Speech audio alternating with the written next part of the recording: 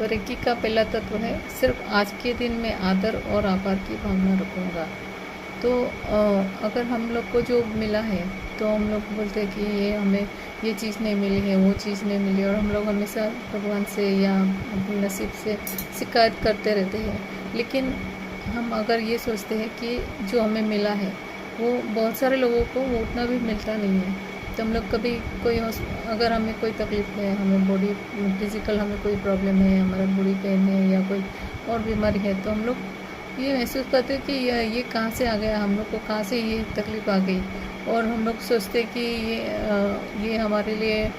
सही नहीं है, भगवान ने हमें ये बीमारी देके बहुत हमारे साथ कल किया है। तो कभी आप ये देखिए कि कोई हॉस्पिटल में अगर आप जाएंगे या कोई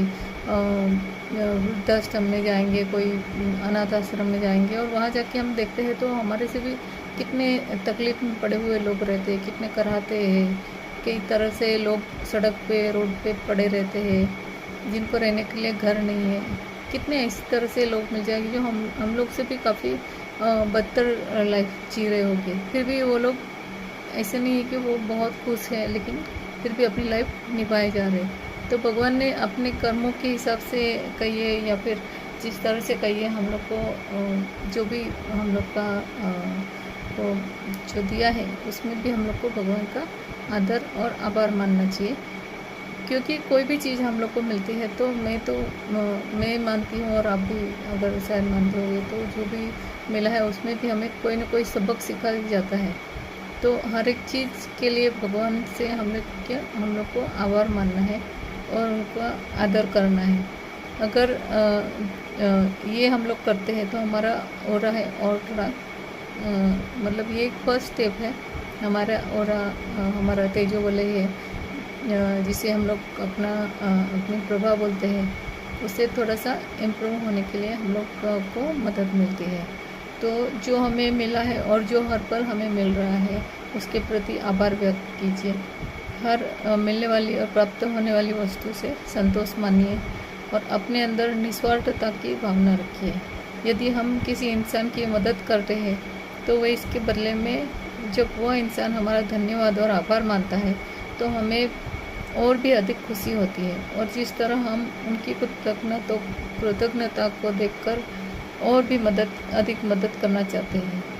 तो अगर किसी की भी हमने मदद की, और अगर अगर कोई भी किसी की हमें मदद की और वो ऐसे ही चला जाता है, तो हमें लगता है कि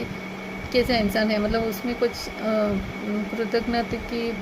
फीलिंग्स ही नहीं है। पर अगर वही इंसान अगर हमें थैंक्स बोल के जाता है तो हमें वो एक तरह से खुशी होती है कि हाँ कितना अच्छा है, ठीक है, और हम लोग को भी लगता है कि ये जिसकी हमने मदद की है वो भी सही इंसान है, उसे हमें मदद करना ज़रूरी था। तो ठीक उसी प्रकार अपने मन में परमात्मा के प्रति आभार की भावना उत्पन्न होने से परमात्मा के काफ़ी करीब हम पहुंच जाते हैं और उनकी कृपा के अधिक पा सकते हैं। तो धन्यवाद की भावना रखने से हम मोह से मुक्त होकर, स्वार्थ से परे होकर ब्रह्मांड की अलौकिक शक्ति का परम अनुभव कर सकते हैं और स्वार्थ, लोभ जैसी चीज़ों से मुक्त हो सकते हैं। अतः सिर्फ आज के लिए ऐसी प्रतिज्ञा कीजिए कि आज के दिन मैं सभी के प्रति आदर और आभार की भावना रखूँगा। तो ये हमारा हुआ पहला तत्व 5 तत्वों में से। जैसे कि हम लोग उपवास रखते हैं, और उपवास रखने के लिए हम लोग बोलते हैं कि जैसे एकादशी का व्रत है तो हम लोग पूरा दिन फलाहार के ऊपर रहते हैं, या हम लोग एक बार खाना खा के रहते हैं, जैसे कोई और उपवास है तो एक बार हम लोग अन्न का ग्रहण करते हैं, बाकी टाइम हम लोग उपवास रखते हैं। तो उस टाइम हम लोग कुछ भी नहीं खाते, फल वगैरह खा लिया तो ठीक है। तो ये हमारा इस तरह से हमने वो निश्चय किया है कि हाँ सोमवार को हमने ये व्रत करना है, मंगलवार को ये करना है, या बुधवार को जो भी जिस तरह से हमने मान लिया है उस तरह से हम लोग जैसे व्रत करते हैं। तो ये 5 तत्वों में से भी अगर मैं आपको बताऊं कि ये 5 तत्वों को आपको फॉलो करना है तो आप बोर हो जाओगे, ये आप करेंगे ही नहीं। लेकिन ये सिस्टम है रेकी में